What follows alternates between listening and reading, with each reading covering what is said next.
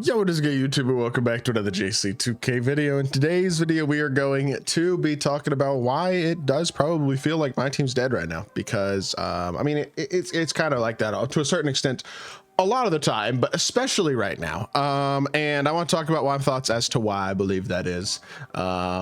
Over the next, and why it probably will be over the next couple weeks as well. So before we hop into the video, if you haven't already, make sure you hit that subscribe button. Help me push towards the 40,000 subscriber mark on the channel. I upload every single day, multiple videos a day. Would really appreciate it if you'll do subscribe. Without further ado, let's hop right into it. I saw a tweet this morning where a dude basically goes, "What's everybody doing besides playing my team? Because we all know this 4-letter word is gonna suck ass until the next festival event." And I was like, well, that's funny, but it's probably true as well.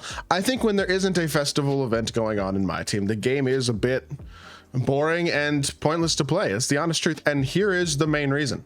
It starts with things such as the thing that just popped up on the screen. Where was it? Let's see. I guess I went the wrong. I guess it went past it again. But it starts with the lack of rewards. Like, why would I play Triple Threat Park for a Diamond Shoe Takeover pack, one pack of a set that came out a month and a half ago, and a 92 plus premium pack, a 92 plus premium pack? That's my park win streak for getting 5 games in a row in season 6 when there are invincible cards and packs. Number 1 right there. That's why people won't do it. Number 2, you go look at Showdown. I'm supposed to be grinding Showdown. I'm at 40 wins right now. I've played some for stream. It's about it. I should be at more wins than that, more than halfway through the season, but I haven't played the game at all the last week. I haven't had the desire to be totally honest. Am I supposed to be grinding another 20 wins for a 97 plus, a 10 box that is going to give me like a 2% chance at getting an opal, getting an opal, not a higher than that, and 25,000 MT for my 60 wins, and I get 5 Hoff badges, I guess. 120 wins, I get a legend badge, 10 Hall of Fame badges, and 2 97 pluses, plus some more packs that still have very low odds at actually giving me something I want. It's just not rewarding enough. Last year in season 6 of my team, despite the fact that last year being the gamble only year of my team, and in my opinion, one of the worst, well, I think probably the worst sports game ever, honestly, in terms of a my team mode, last year was the worst. I'm not going to sit here and act like this year is worse than last year. This year's just kind of pointless. Last year, there was at least something to do in Showdown. In Showdown in season 6, you could grind for Glenn freaking Rice, who was the best card in the game. Last year's, it just wasn't, I don't know. I'm struggling with my words. Last year was just more, there was still at least specific player cards to go for in certain things. And sometimes those cards are worth it, like with Glenn Rice. There is no reason for me to grind for something that is not going to even get me a Dark Matter at 120 wins in Showdown. Let's say it takes you 30 minutes a game and you never lose. That's like 60 hours to get 120 wins in Showdown. Maybe it's 20 minutes per game. 20 minutes per game, you never lose, it's only 40 hours. That's if you never lose. Again, you're gonna lose. Even the best players in the world lose. Like, I don't know. I'm 13-2 in tier 1. I've been, it's not like I haven't been winning. Even in tier 1, I think I lost 1 game before I got to tier 1, and I've lost 3 games in Showdown this whole season. So I'm like 40-3. And I haven't felt the desire to play the game. I'm good at the game. I still don't have the desire to play the game. You know what I mean? Like, at the end of the day, it's just, that's just the state of the game right now. And it's true. I mean, salary cap, which was the best mode the last couple seasons, they didn't update the rewards. Now I'm still going to 2,500 points each round. I'm at 2,200 points right now. We got a few more days in salary cap until the next round resets. So I got to get like 2 or 3 more wins and I'll get to 2,500, which obviously is going to be easy. I'll probably do that today, honestly. But like, it's for 1 Dark Matter at the end of the season. That's what it was last season, 6 weeks ago. They didn't update the rewards at all in salary cap this season.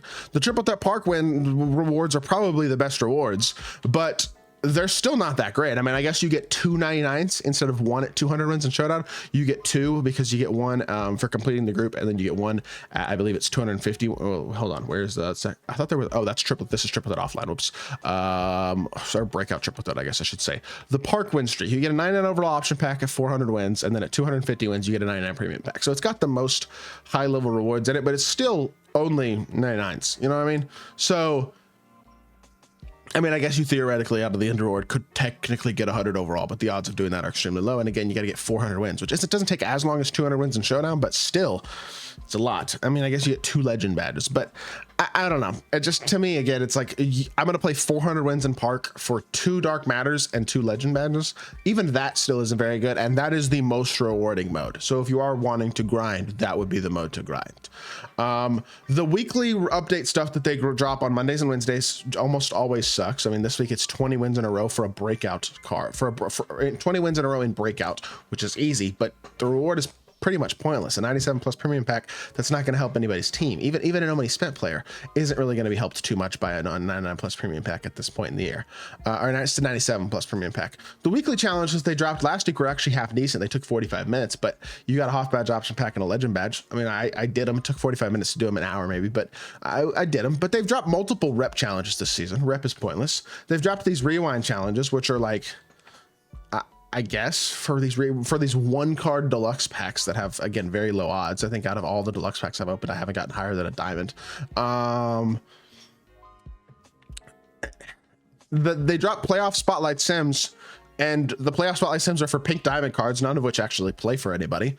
Now at the end of the playoffs, we're going to get a free invincible card, and we'll probably get a couple hundred overalls in the NBA finals, but the NBA finals don't start till June. We're still a month and a half, almost like a little less than a month and a half, a month and a week away from getting the 100 overalls. Then a couple weeks away after that from getting the invincible card.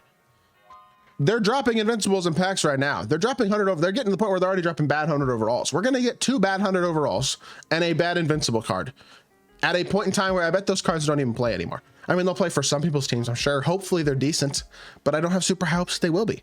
At the end of the day, the point is, the reason the game mode is dead is because there's not a lot to grind for. Like, even this last Signature Festival event was noticeably worse than the other Signature Festival events because the MT method in the event was much worse. So I will say Jason Kidd was the best part of the festival event, and being able to get him for free and being able to get him and more player rewards like a Andrew Wiggins or Bam Adebayo or Marcus Gasol or somebody like that for free was cool. And if you grinded the event, no money spent, and took advantage of all the free pieces, you could get Jason Kidd for free and more for free, which was cool. That was the one plus about it, and that was the thing about the festival event that actually made the mode a bit more. That's the thing about all these festival events is they have made the mode a bit more worth grinding. There are things to do, there are things to target, there are things to work for, and so that was nice, I guess. But until we get another festival, there's no point because nothing is actually rewarding. That is the core problem with NBA 2K25 is that there is no real reason to play the game. And we've talked about it before, and I just wanted to mention it again. There's no point to having a good team. You're basically just playing for the love of a basketball video game. You just want to play basketball. That is why you play.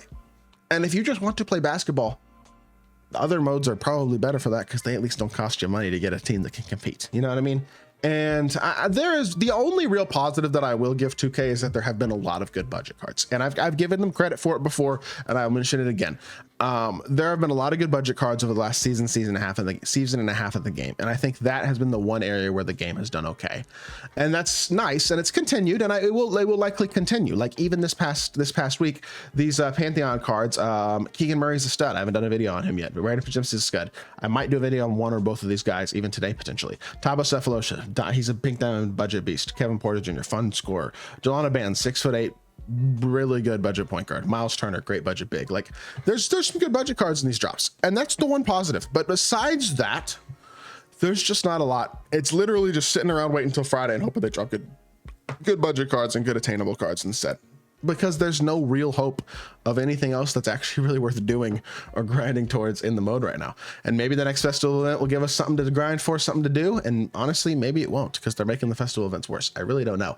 Either way, it's just been a year of mediocrity. It's the honest truth. And I don't know how to, I'm not going to sugarcoat it. I don't know what else to say other than that. It's the truth. So, again, I don't want to sit here and just complain, but it's going to be like this for the rest of the season in all likelihood, because I don't think we're going to see another festival event this season.